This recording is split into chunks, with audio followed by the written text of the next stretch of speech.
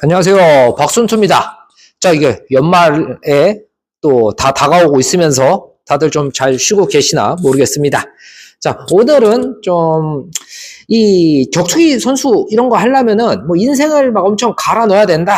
완전 올인을 해야 된다. 뭐 이런 얘기가 많이 있는데, 과연 그거를 진짜로 해야 되는지 좀 그거에 대한 생각을 제가 좀 말씀을 드리겠습니다. 예전에는 확실히 좀 올인을 해야 하던 그런 시대가 많이 있었죠. 왜냐면은 일단 어떻게 운동을 해야 되는지, 어떤 식으로 내가 뭐 UFC나 아니면 뭐 원FC 이런 데 진출을 할 수 있는지 이런 거에 대한 정보도 워낙 없고 그러던 시대이기 때문에 내가 모든 걸 진짜 뭐 직업도 포기하고 막 그러면서 갈아 넣지 않으면은 거의 가는 게 불가능하던 그런 시절이 분명히 있었습니다. 뭐 훈련 인프라도 거의 없고요. 일단 뭐 제 케이스도 마찬가지인데 제가 이 선수를 막 하고 그럴 때 저보다 좀 앞서 나가서 UFC도 가고 좀 그런 분들이 없었어요. 그러니까 이거 뭘 해야 되냐 하다가 그냥 흐지부지 되고 뭐 그런 사람들이 되게 많았거든요. 저도 제가 운동할 때 제 앞에 조금 더 선배들이 앞에 나가서 뚫어줬으면은 참 좋지 않았을까 이런 생각을 합니다. 뭐 그거 다 운이죠. 다 운이라고 생각을 합니다. 그리고 그 당시에는 예를 들어서 뭐 스폰서라던가 뭐 인프라가 너무 안 좋으니까 그렇다고 뭐 지금 유튜브 시대처럼 뭐 콘텐츠를 만들어 가지고 거기서 다른 수익을 얻고 그럴 방법도 없었습니다. 그러니까 거기서 이 조그만 시장에서 이렇게 살아남으려면 진짜 전부 다 갈아 넣어서 던져서 하는 수밖에 없었습니다. 가뜩이나 그 당시에는 뭐 미국이나 특히 일본 같은 경우에 기술적 격차가 너무 커가지고 그거를 때우려면은 뭐 체력이라던가 근성이라던가 이런 걸로 약간 무식하게 하는 수밖에 없었거든요. 그러다 보니까 그 당시에는 진짜 다 갈아 넣어도 될까 말까였는데 지금은 구조가 많이 저는 달라졌다고 생각을 합니다. 뭐 예전에도 비슷하고 요즘에는 더더욱 그러긴 한데 모든 격투기 선수의 상위 한 1%, 2%, 3%? 뭐 그 정도만 선수 수입으로 생존이 이게 좀 가능하죠. UFC 간 사람들 아니면은 그 외에 뭐 원FC라던가 요런 메이저 대회 상위 랭커만 현실적으로 격투기로 먹고 사는 게 좀 가능합니다. 그러니까 국내에서는 사실 거의 불가능하다고 보면 되고요. 해외에서 뭐 몇몇 케이스가 그냥 있다고 보면 됩니다. 그러니까 나머지 97%는 이제 어떻게 사냐? 뭐 코치가 제일 많겠죠. 그리고 뭐 체육관 운영, 뭐 심판 보고 요거는 제가 뭐 심판 그쪽 많이 알지만 절대 우리나라에서는 그걸로 먹고 산다. 이런 개념은 좀 힘들다고 보고요. 컨텐츠 만들어가지고 뭐 유튜브나 SNS나 이런 거 좀 이용할 수가 있고요.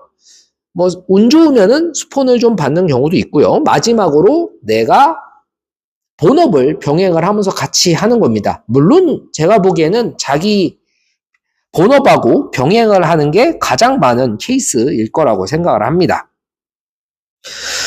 이게 올인이 필요한 사람하고 올인을 하기엔 너무 좀 거시기하다. 요런 케이스에 대해서 좀 얘기를 해보면 올인이 의미가 있는 그런 사람들은 일단 부모님 서포트를 받을 수 있는 사람이어야 돼요. 그러니까 나이가 한 10대 후반에서 20대 초반, 그때는 부모님한테 돈 받아도 사실 그렇게 뭐라고 하는 사람이 없습니다. 물론 거기서도 자립하면 제일 베스트긴 하죠.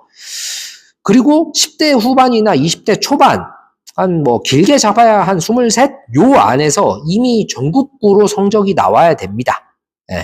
전국구로 성적이 나와줘야 되고요. 체급이나 피지컬, 아니면 뭐 파이트 IQ, 요런 게 확실한 무기가 있고 확실히 남보다 뛰어난 사람, 이 남보다 뛰어나다는 거는 적어도 한 세미 프로 레벨까지 무패로 싹 쓸어 먹을 수 있는 정도, 그 정도 재능이라고 저는 생각을 합니다. 그리고 주변에서 이 말리는 사람이 없을 정도. 야, 너는 이걸 해야 된다. 너는 이걸 해야 된다.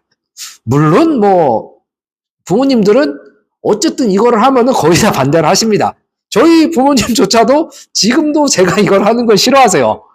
제가 맨날 뭐 맞고 다닌다고 그렇게 생각하십니다. 저희 어머니도.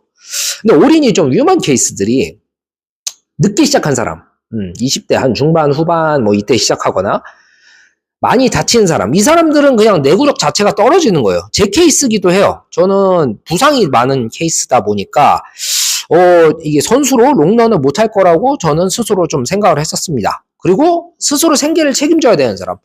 생계를 책임진다는 건 결국 간단하거든요. 집에서 서포트를 제대로 못 받을 사람들. 예. 그 사람들은 올인을 할 수가 없죠. 그러니까 실력은 또 한 중상위 뭐 이 정도 되지만 그렇다고 또 압도적으로는 아니고 그냥 빠당빠당하게 이기는 케이스. 이런 케이스들은 여기다가 전부 다 던진다고 해서 올인이 되는 게 아니고 그냥 도박이 됩니다. 예. 이런 케이스들은 저는 선수를 위해서 모든 걸 던지는 거를 무조건 말리고 있습니다. 차라리 빨리 지도자를 해라. 이게 낫습니다. 그래서 현실적으로 어떻게 풀어가야 되냐면은 선수 플러스 내가 어떻게 살아가야 되냐. 예. 선수 기간보다 내가 그 이후의 기간이 훨씬 깁니다. 그러니까 선수 커리어는 계속 뭐 도전을 하면서요. 그 다음에 뭐 코치로서도 체육관 일을 계속 해주고 그리고 뭐 콘텐츠 같은 거를 좀 만들어가지고 그걸로 이 사람들한테 재미도 주고 수익도 얻고 이런 것도 방법이고요. 우리나라에선 현실적으로 세미프로 개념은 좀 희박하거든요. 그러니까 이 낮은 레벨의 프로 선수 이런 걸 하면서 어느 정도의 수입을 꾸준히 얻을 수 있게 만들어 가야 되고요. 이렇게 해야지 일단 자기가 심리적으로 무너지지가 않습니다. 너무 막 힘들고 어렵게 이렇게 느껴지지가 않기 때문에.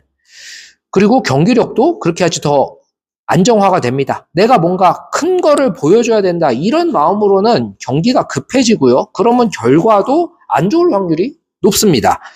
그리고 내가 다른 일을 계속 해왔기 때문에 은퇴를 하고 나서 다른 일로 전환을 할 때도 좀 자연스럽게 될 수가 있죠.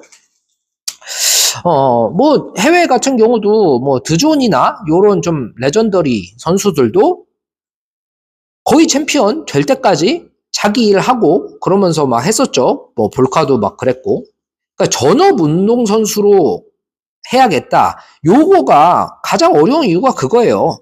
내가 어느 정도 뭐 특별히 노력을 안 했는데도 일정 정도 퍼포먼스가 나와야지 그게 내가 가진 재능이거든요.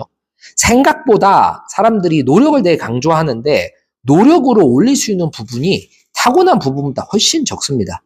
그거를 냉정하게 파악을 해야 되거든요. 만약에 내가 전부 다 노력을 해서 뭐 설사 뭐 약까지 쓴다 해도 내가 갖는 것 중에 어느 정도 이렇게 더 강해지는 개념이라고 봐야지 내가 올인을 하면 지금보다 뭐 2배, 3배 강해져가지고 막 내 인생을 바꿀 수 있고 그 정도 아닙니다. 예. 그거 굉장히 어려운 문제고요. 진짜 이 선수로 잘하는 선수들은 뭐 아마추어나 아니면은 뭐 프로 이 밑바닥에 있을 때부터 확 치고 올라가는 게 보입니다. 그런 친구들이 전업을 하고 그러면은 그 퍼포먼스가 훨씬 향상이 된다고 이렇게 생각을 합니다. 그러니까 올인해서 인생을 넣는다는 게 이게 재능을 증명하는 게 아니라 자기 환경을 지금 좀 잘못 파악을 했을 때 올인을 하려고 이렇게 하는 경우들이 있습니다. 네. 그런 잘못된 판단을 하지 않도록 오늘 좀 영상을 올려봤고요. 이 선수가 내 인생의 전부다. 이런 생각은 절대 하시면 안 됩니다. 선수 이후의 인생이 훨씬 더 기니까 그 외적으로도 같이 병행을 하시면서 선수는 그냥 투트랙으로 간다. 이렇게 생각을 하시는 게 좋으실 것 같습니다. 자, 오늘은 이 선수를 하려면 인생을 다 갈아 넣어야 하냐? 이런 얘기를 해봤습니다. 감사합니다.